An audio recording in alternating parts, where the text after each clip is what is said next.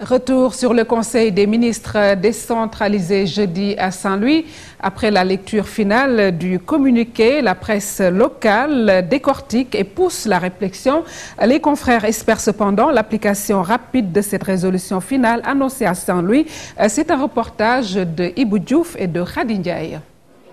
Un observateur avertit la presse locale attendait avec beaucoup d'impatience les dernières mesures sorties à l'issue du Conseil des ministres décentralisé à Saint-Louis. Après les différentes décisions, la presse félicite de cette initiative. Ce Conseil des ministres a permis quand même de se pencher sur des problèmes cruciaux à Saint-Louis, notamment le projet de développement touristique. Le porte-parole du gouvernement l'a annoncé tout de suite.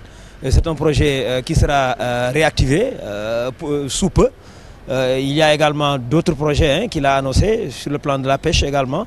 Il y a aussi l'agropole de Palin qui constituait jusque-là une nébuleuse.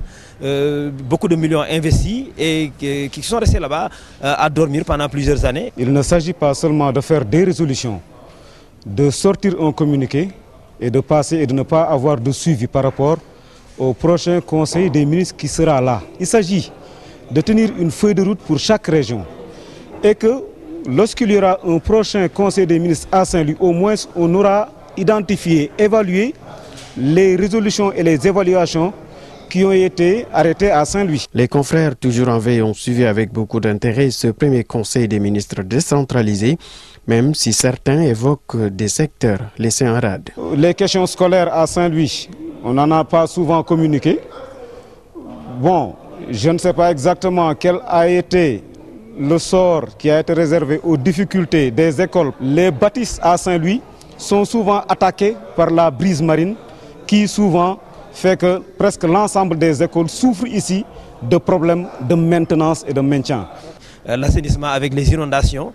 L'année dernière, il n'y a pas eu une bonne saison des pluies, alors pas d'inondation. Les gens ont oublié ce problème et qui peut revenir cette année, on ne sait jamais.